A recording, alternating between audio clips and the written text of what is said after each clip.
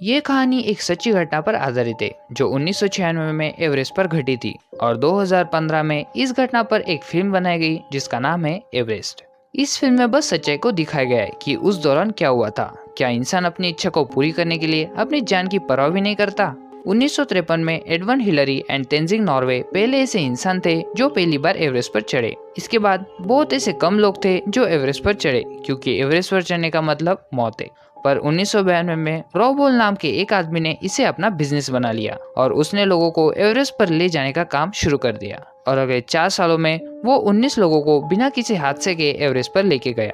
और सन 1996 में रॉब एक टीम को एवरेस्ट पर ले जाने के लिए तैयार होता है। जाने से पहले रॉब की वाइफ बोलती है कि जल्दी वापस आना, क्योंकि वो प्रेग्नेंट होती है। रॉब बोलता है कि मुझे आने से कोई रोक नहीं सकता और वो अपने सफर पर आगे बढ़ जाते हैं। तारीख होती है 30 मार्च 1996। बहुत सारे यात्री काठमांडू से नेपाल पहुंचते। रॉब होल के कंपनी का नाम होता है एडवेंचर कंसल्टेंट्स और रॉब की टीम के साथ कई लोग होते, जिसमें बैग, डग, जॉन और कई सारे लोग होते। ये कुल मिलाकर 13 लोगों की टीम होती है और इनका पूरा सफर 40 दिनों का होता है और इन्हें 10 जून के दोपहर तक एवरेस्ट के शिखर पर पहुंचना है। अब काठमांडू से पूरी टीम हेलीकॉप्टर से 9333 फुट ऊंचाई पर एक जगह लुकला पर पहुंचते। इसके बाद ये सब पैदल चलकर आगे जाते और 17,600 फुट की ऊंचाई पर एक बेस कैंप तक पहुंचते। यहाँ पर कई लोग होते जो अलग अलग कंपनियों के साथ एवरेस्ट पर चढ़ना चाहते। 23 अप्रैल को पूरी टीम 21,300 फुट की ऊंचाई तक चढ़ जाती है और यहाँ ऑक्सीजन लेवल कम होती है। यहाँ पर एक कैंप होता है जहाँ पर सारे लोग रुकते और ऑक्सीजन सिलेंडर अपने साथ लेते। दरअसल जो कंपनीज जो इन्हें एवरेस्ट पर ले जा रही होती है, उन्होंने अलग अलग चोटियों पर यात्रियों के लिए कैंप लगाए होते ताकि वो यात्री यहाँ पर आराम कर सके। अब यहाँ से आगे का सफर इतना भी आसान नहीं है, क्योंकि अब ऑक्सीजन कम हो रही होती है। पहाड़ियों की चढ़ाई बिल्कुल सीधी होती है और वो बहुत खतरनाक होती है और ये वो जगह होती है जहाँ आप बादलों के साथ होते हैं। और यहाँ पर यात्रियों की सुविधा के लिए सभी कंपनीज ने रस्सियाँ लगाई होती है ताकि यात्री ऊपर चढ़ सके, क्योंकि बिना रस्सियों के आम आदमी एवरेस्ट पर चढ़ जाए ऐसा हो ही नहीं सकता। पर फिर भी ये इतना आसान भी नहीं है, क्योंकि वहाँ का मौसम, ऑक्सीजन की कमी इंसान को अपने आप ही धीरे धीरे मारना शुरू कर देती है। अब ये सब यहाँ से आगे बढ़ते, जहाँ पर पहाड़ चढ़ते हुए इन्हें बहुत सारी परेशानी हो रही होती है। इन्हें सांस लेने में परेशानी हो रही होती है, फिर भी ये सब आगे बढ़ते रहते और 24,000 फीट ऊपर पहाड़ पर चढ़ जाते। अब नीचे कैंप से हेलन, जो कि रॉब की टीम में होती है, रॉब को मौसम की जानकारी देती है कि मौसम तेजी से बदल रहा है। पर मौसम ने अपना रास्ता बदल लिया है, लेकिन अगर ये उत्तर की तरफ नहीं गया तो 11 तारीख को बहुत बड़ा हादसा हो सकता है। रॉब बोलता है कि यहाँ कोई मौसम नहीं होता, पहाड़ अपना रास्ता खुद बनाते। और ये वहाँ से अपनी पूरी टीम के साथ पहाड़ की खड़ी चढ़ाई को चढ़ना शुरू कर देते, जहाँ हवा बहुत तेज होती है और एक एक कदम बढ़ाना भी मुश्किल हो रहा होता है। लेकिन इन सब की कहीं ना कहीं एक जिद होती है कि हमें ये करके दिखाना है, इसलिए वो लगातार बढ़ते रहते हैं।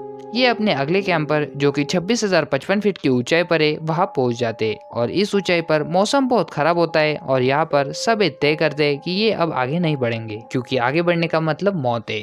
लेकिन शुक्रवार 10 मई को मौसम एकदम शांत हो जाता है, तूफान का कोई नामो निशान नहीं होता और रात को 12:30 बजे ये सब ऊपर चढ़ने का फैसला करते और यहाँ से शिखर पर पहुंचने का रास्ता 12 घंटे का है। और ये सब इस उम्मीद से आगे बढ़ना शुरू कर देते कि कुछ ही घंटों में ये अपने सपने को पूरा कर लेंगे। इसके बाद ये 27,600 किलोमीटर ऊपर पहुंच जाते। वक्त होता है सुबह के 4:55। यहाँ पर इनकी टीम में एक आदमी होता है जिसका नाम बैग होता है। तभी उसकी आंखों में कुछ प्रॉब्लम होना शुरू हो जाती है। उसे धुंधला दिखाई दे रहा होता है, क्योंकि कुछ ही साल पहले उसकी आंखों की सर्जरी हुई थी। रॉब उसे बोलता है कि हम आगे बढ़ रहे हैं और अगर तुम ठीक महसूस करो तो आधे घंटे बाद तुम भी आगे बढ़ जाना, नहीं तो तुम्हें अपना सफर यहीं पर खत्म करना होगा। अब बचे हुए लोग जब आगे बढ़ते तो वो देखते कि वहाँ पर ऊपर रस्सियाँ नहीं होती और ये सब यहाँ पर रस्सियाँ बांधना शुरू कर देते, क्योंकि बिना रस्सियों के ये एक कदम भी आगे नहीं बढ़ सकते। और यहाँ से 3 लोग वापस लौटने का फैसला करते, क्योंकि वहाँ पर अब हवाएं बहुत तेज हो रही होती, इसलिए बहुत ठंड होती है और उनकी ऑक्सीजन भी खत्म हो रही होती है और इसीलिए मंजिल बहुत करीब होने के बावजूद भी वो वापस लौट जाते हैं। यहाँ पर एवरेस्ट के पहाड़ियों पर बहुत सारी बर्फ की दरारें होती है, जिनकी तह भी नहीं दिखती और इन्हीं दरारों में गिरकर 19 लोगों की मौत हो चुकी है। इसीलिए बिना रस्सियों के, बिना सीढ़ी के आप एक कदम भी आगे नहीं बढ़ सकते। अब इनकी पूरी टीम जिस जगह पर होती है वो 28,740 की ऊंचाई पर है और जब लोग इतनी ऊंचाई पर पहुंच जाते तब उन्हें हाइपोथर्मिया हो जाता है। हाइपोथर्मिया ऑक्सीजन की कमी से होता है, जिसमें गर्मी लगने लगती है, जबान लड़खड़ाती है और गुस्सा भी आता है। जैसे जैसे लोग ऊंचाई पर चढ़ते जाते हैं वैसे वैसे उन्हें बहुत सारी कॉम्प्लिकेशन होने लगती है।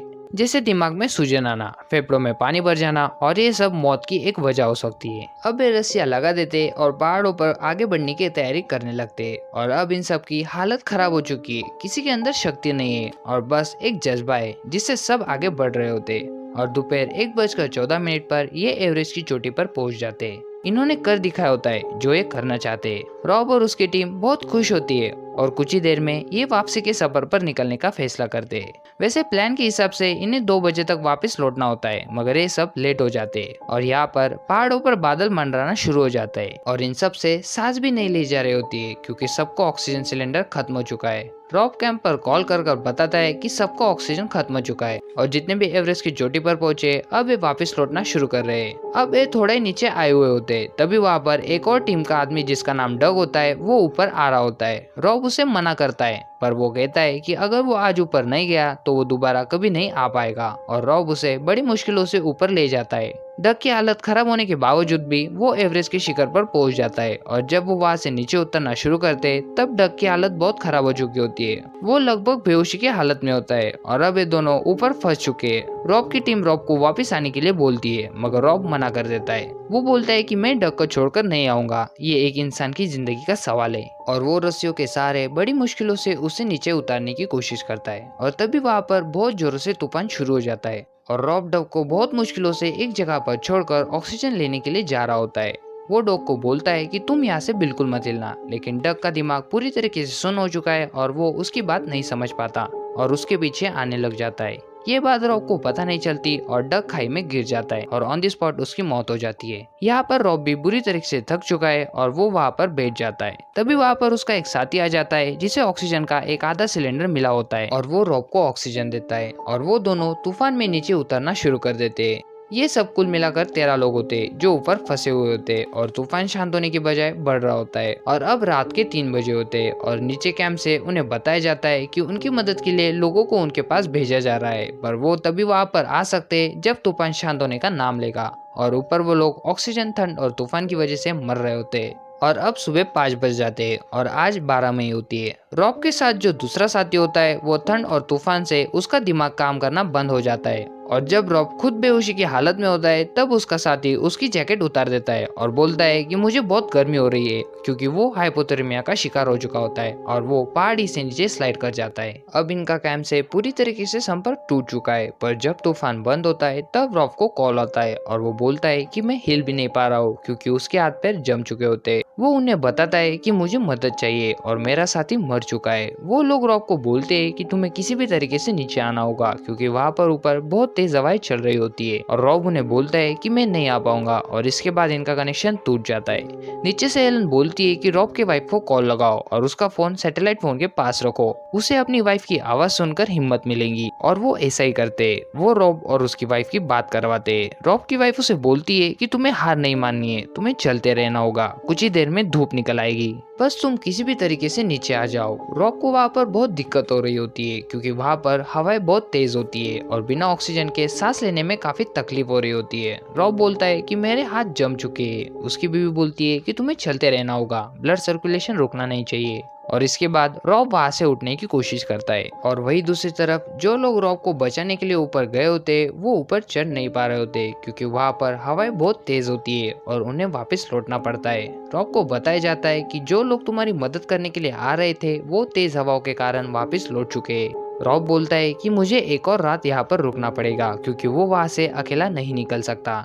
वही रॉब की वाइफ उसके लिए बहुत चिंतित होती है और वो बोलती है कि मुझे रॉब से बात करनी है, और वो रॉब से बोलती है कि तुम्हें घर आना होगा, मैं तुम्हारा घर इंतजार कर रही हूँ। रॉब अपनी वाइफ को बोलता है कि मैं सारा से नहीं मिल पाऊंगा क्योंकि उसके वाइफ को लड़की होने वाली होती है और रॉब ने पहले से उसका नाम सारा रख दिया होता है। रॉब बोलता है कि मुझे माफ कर देना, मैं उसे मिल नहीं पाऊंगा क्योंकि रॉब समझ जाता है कि वो यहाँ से नहीं निकल सकता और ये उसका आखिरी वक्त है।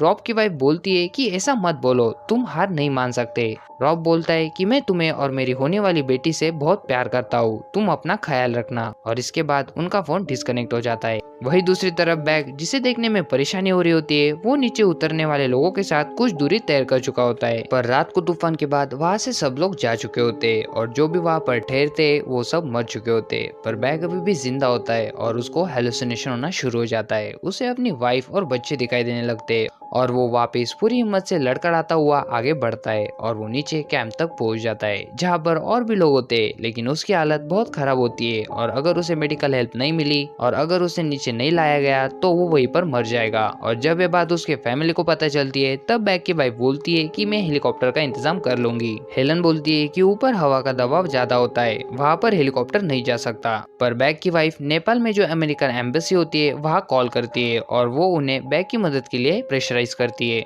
और वो बैग के लिए हेलीकॉप्टर भेजने के लिए मान जाते हैं और बड़ी मुश्किलों से वो हेलीकॉप्टर भिजवा कर बैग को बचा लेते हैं। वही दूसरी तरफ रॉब अभी भी नीचे आने में सक्षम नहीं होता और वो उन्हीं पहाड़ों में बाकी लोगों के साथ रह जाता है और उन सब की मृत्यु हो जाती है। यह बैग को नीचे ले आते हैं और उसका इलाज करा जाता है, पर हाथों और नाक का खून जमने की वजह से वो गल गए होते, जिसकी वजह से उसके हाथ और नाक को काटना पड़ता है। मगर बैग की फैमिली उसका साथ देती है और आज भी वो अपनी वाइफ के साथ अपने बच्चों के साथ रहता है। जुलाई 1996 में रॉब को बेटी होती है और उसका नाम सारा रखा जाता है, जैसे कि रॉब चाहता था। तो ये था 1996 का वो दर्दनाक हादसा जिसमें कई लोगों की जान गई। और इसी के साथ ये मूवी, ये कहानी यहीं पर खत्म हो जाती है।